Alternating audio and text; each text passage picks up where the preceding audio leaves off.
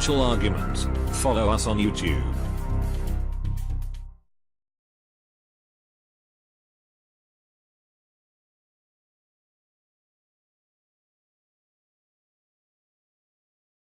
Let's get right into the economic collapse news. Now, what's very strange is that after the elections of Donald Trump, leading into January of his inauguration, up to this point, we saw this bounce of hope, consumer sentiment rising, the stock market, of course, moving up and up and up and up, and we saw a lot of things bounce. And now things have bounced up and are headed back down. It looked like the whole thing was a dead cat bounce, and now things are deteriorating very, very quickly. Now, during the inauguration back in January, the restaurant sales and traffic, they moved up just a little bit. Well, it looks like since that period of time, coming from the most recent Restaurant Performance Index report by the National Restaurant Association, well, it looks like same-store sales and customer traffic, well, they remained soft in January, and they started to really deteriorate in February. And what we're seeing is that the disclosure by restaurant operators, 50% of whom said same-store sales declined year over year. This is the second highest reading in recent history, and second only to the 53% reported last August. And what we're seeing right now is that same-store sales fell by negative 3.7% in February, with traffic declining negative 5%. And we can see at this point, when we look back to last year, well, restaurant traffic and sales are way down. And we're not just seeing this in the food industry, we're seeing this throughout retail. And we can see at this point that the retail apocalypse is upon us right now. And when we look at retail, everything is not awesome. In fact, it's kind of awful. This is coming from Target CEO Brian Cornell. Our industry is in the midst of a seismic shift. And of course, you read the headlines. In fact, many of you write the reports. We're operating in an incredibly challenging environment. All across the retail industry, many of our competitors are aggressively rationalizing their assets. They are closing stores, exiting markets. They're cutting costs just to keep their heads above water. We've not seen this number of distressed retailers since 2009 in the Great Recession. Cheap debt created a massive retail estate bubble that is now bursting right before our eyes. And we've talked about this before, where retail square feet per capita in the United States is more than 6 times that of Europe or Japan. Thousands of new doors opened and rents soared. This created this gigantic bubble. And like housing, the bubble is now bursting. And what we're seeing is that in North America, we have too many shopping malls. This was during the boom right before the Great Recession, and things started to deteriorate quite quickly throughout this fake recovery. And we've been tracking this, we've been monitoring this, and we've been seeing retail continually declining, with mass store closures, mass store layoffs. But of course, the corporate media kept on blaming it on the weather. It was the way the sun was coming up. The moon was shining too bright. They had so many different excuses. It was unbelievable. But what we're seeing right now is that as people lost their jobs, as the demand for all these products kind of disappeared, because people don't have the extra money to go out and purchase these goods, retail took a hit. It wasn't because of online. That was a cover story. That was an excuse. Online sales make 1/10 of the retail market. So that's impossible. So what we're seeing right now is this huge contraction, and people are all scratching their heads. How did this happen all of a sudden out of nowhere? Well, we know how it happened. We've been tracking it. We've been following it. We understand that this economy has been contracting since 2008. Nothing improved. The whole thing is one gigantic illusion to keep us all in the dark like everything is fine. That they came up with the answer and they figured out how to make the economy all better. It was never made all better. And this is what people are going to understand very, very shortly. things are going to rapidly deteriorate. People aren't going to understand, why is this all of a sudden happening? And we can see right now, when we look at everything that we've been looking at for a very long time, it's accelerating right now. And things are getting worse.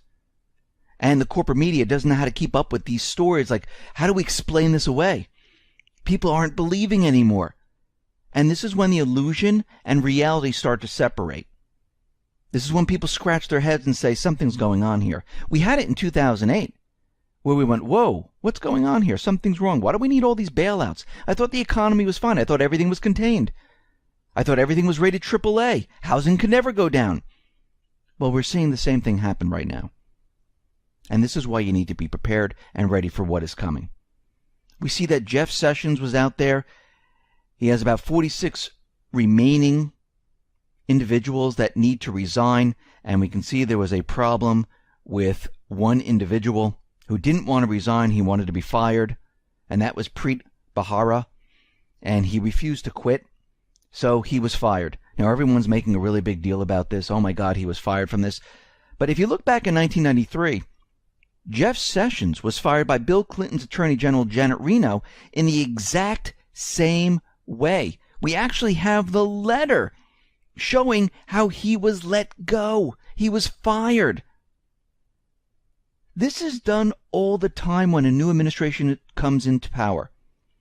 And this is what we're seeing once again. Now, we understand that Trump put forth his new refugee temporary ban, and we can see already that the corporate media, they're making another big deal about it. And we can see that there's a judge out there, Judge Connolly, who decided to uphold this ban for Trump. And he went ahead and he blocked Trump's revised travel ban on Friday, barring enforcement of the policy to deny U.S. entry to the wife and child of a Syrian refugee who was already granted asylum in the United States. Now, Connolly's temporary restraining order applies only to the family of the Syrian refugee who brought the case anonymously to protect the identities of his wife and daughter who still live in Aleppo. So we can see right now the corporate media, they're not going to let up on this, and they're going to be pushing their agenda. How far are they going to be able to take it? Well, it looks like maybe not that far.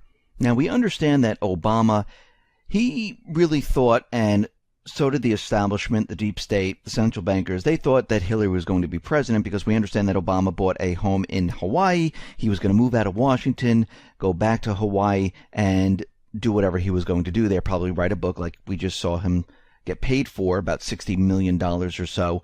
But he was going to leave Washington. But since Hillary did not get into the White House, he decided, you know something, I'm not going to leave Washington. I'm going to purchase a house there. Eric Holder, Valerie Jarrett, we're all going to sit there in our little war room inside of Washington and make plans for something else. And we see that Representative Mike Kelly of Pennsylvania, well, he was caught on film saying that Obama extended his stay in Washington, D.C. for only one reason, and it had nothing to do with his daughters attending school and wanted to wait for them to graduate, because he already had plans to go to Hawaii. He's there to run a shadow government to disrupt the Trump administration. And we can see at this point there are a lot of people out there talking about this, and we can see that Eric Holder was saying that, okay, Trump is ready to go, and we know that Valerie Jarrett works very closely with him, plans everything. She whispers into his ear, and we understand from ex-CIA Robert Steele that something is planned for May 1st. And we understand that Obama has been putting together a lot of individuals. We understand that they want riots and protests across the country. We already see these individuals saying that they're not going to be paying taxes. I don't think anyone should be paying taxes, but we can see this whole point is not because of the central bank. Let's go up against the central bank. It's to go up against the Trump administration. So we can see that we're coming into very chaotic times, not just here in the United States, but we're seeing chaos all across the globe right now. We see out in Italy right now, there were riots and police with water cannons and tear gas fighting off protesters. And, I mean, we could just see this is happening in many different areas. And it's going to continue because you have to remember, the elite right now, the deep state, the central banks, they don't want to give up power in any of these countries. They like having the power. They need to be in control. They need to keep their agenda moving forward. And the people now are figuring it out. Well, wait a minute. The central bank is no good for us. They put all our countries into debt. We see austerity. People can't find work. People are poor. A lot of the wealth have moved up to the very, very wealthy. And what we're seeing is that there's a huge movement. And this is going to continue. Now, we are continually seeing more and more chaos, which has started this March. And actually, if you listen to Cliff High, he did say that chaos was going to start in March. And we're actually starting to see a lot of chaotic things occur. And we see right now that Erdogan, he called the Dutch fascist after the Turkish foreign minister was barred entry. And we see at this point things went a little chaotic in the Netherlands, and we're starting to see things really get out of hand there. And we can see on both sides, we see Erdogan calling the Dutch fascists. We see Erdogan calling the Dutch Nazis. We see the Dutch banning the Turkish minister from flying into the country. We see protests and rioting. And we can see that demonstrators, they're waving Turkish flags, gathering outside the Turkish consulate in the Dutch city of Rotterdam. And we can see this is all happening right before the elections, right before elections are coming up. And the whole thing is getting very, very chaotic. And it's funny that Erdogan would be out there calling the Netherlands fascist, because when we look at the track record of Turkey, well, the number of individuals that were sacked by government decrees by Turkey was about 128,000. Remember, after the coup, the Netherlands, 0. Number of people detained were 94,000. Schools, dormitories, and universities shut down, 2,000 by decree in Turkey. Academics that lost their jobs, 7,000 individuals. Judges, prosecutors dismissed, 4,000. All in the Netherlands, 0. So, I mean, we can see what is happening here. Things are really getting out of hand. They're becoming very, very chaotic. We see Turkish protesters outside the Consulate General of the Netherlands in Istanbul. Well, they pulled down the Dutch flag and they replaced it with Turkey's flag. It was only up there for like an hour or so, and then it was put back. But we can see at this point that chaos is really being pushed in this area. Now Turkey vows harsh retaliation after the Dutch Prime Minister says, not apologizing, that Erdogan is nuts. So we can see that things are escalating right now. In Italy, we see him in Turkey. We see the Middle East. Well, that's starting to escalate. We see in North Korea, things are starting to ramp up. We're seeing a lot of chaos throughout the country. Now, I've always said we need to look at the actions of the president, not what they say. And during Trump's campaign and what he's been saying, that he would like to speak to North Korea. Now, right now, we know that Nikki Haley, the UN ambassador in North Korea, she says that there's going to be no talks. We know that China is pushing talks with North Korea and the United States to put this whole nuclear problem to rest here. We have to see what Trump and what his next move is going to be. I know they said there's a lot of options out there, but he needs to speak to the North Koreans. It looks like they were going to speak to the North Koreans. Things were already set up. Let's see what happens next, because to calm the situation down, this needs to be done. We see out in Libya, things are really starting to heat up there. We understand that General Haftar, he has taken over a lot of the oil ports. Of course, the UN-backed government, the United States government central bankers, they're very angry about this. Russia is working with Haftar right now, trying to unite the country. It looks like they want elections there. We already see the commander from U.S. AFRICOM is testifying in front of the Senate Arms Committee, talking about how the Islamic State is regrouping in the country. We can see they're making the case to go back into Libya because things are really getting out of hand. Again, more chaos. We see Russia. They have started the preparations to modernize the naval base in Tartus in Syria, and this is going to be beginning this spring. Now, we understand there's a lot of troops coming into Syria right now, and Assad is saying that, listen, we have not invited any of these troops into Syria, whether it be Turkey, whether it be the United States, whether it be the UK, it makes no difference. They were not invited into Syria. This is an invasion. And again, we're going to have to look at the actions of what Trump is doing here. Right now, there's a lot of troops that are being built up. We understand the deep state, the central bankers, they push their agendas in the country. They're pushing to get maybe a war started with Russia, which we've been seeing for a very long time, but I don't know if this is going to be able to be kicked off unless there's some type of an event inside of Syria.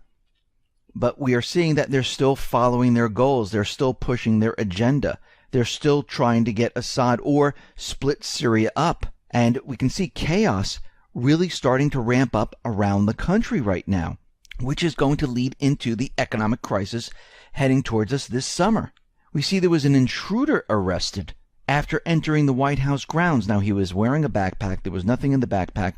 But I'm curious, was this pushed to scare Trump? Remember, going back a couple of reports, I said, if they cannot control him, they're going to scare him by having someone jump over the fence while Trump was there. Might make him a little nervous. It might be a little message that was sent. The next one might be someone taking a shot at him, trying to get him in line with their agenda. And we can see at this point that things are starting to really heat up here. Now, what's very interesting, we know that Vitaly Churkin, he died of a heart attack. At least that's what we think happened. But the State Department asked the New York Medical Examiner not to publicly release information about Churkin's cause of death. Now, the statement was, in order to comply with international law and protocol, the New York City Law Department has instructed the Office of Chief Medical Examiner to not publicly disclose the cause and manner of death of Ambassador Vitaly Churkin. Now, we see at this point the initial report saying there was no foul play, that it looks like it was some type of cardiac arrest. But we understand the CIA has ways of creating heart attacks. I mean, we need to go back to 1975 here. During the Church Committee hearings, the existence of a secret assassination weapon came to light.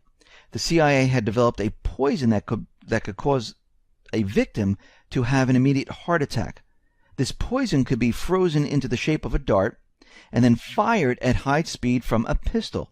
The gun was capable of shooting the icy projectile with enough speed that the dart would go through the clothes of the target and leave just a tiny red mark. Once in the body, the poison would melt and be absorbed into the bloodstream, causing a heart attack. Now, that was back in 1975. Today, technology has advanced, and I'm wondering if the State Department is looking at this and they found evidence of foul play, and the CIA at the time might have murdered Vitaly Churkin, and once Russia hears about this, well, there'd be problems. There could be war. There could be something happening. And it looks like maybe at this point they're holding this back to say, okay, wait a minute, we need to work this out before anything else goes any further. And we can see there were a lot of individuals from Russia that died of heart attack or unknown reasons. And it wasn't just like one or two or three people. It was many different people that this happened to. And it looks like the deep state, the central bankers, they are trying to push their agenda to create some type of an event to push us into this war. And we can see as we move throughout this year, going into April, going into May with the debt ceiling, this whole thing is going to get more and more chaotic as we approach this economic crisis. Listen, everyone, thanks a lot for listening. Be well, be safe, and especially be prepared. Thanks a lot.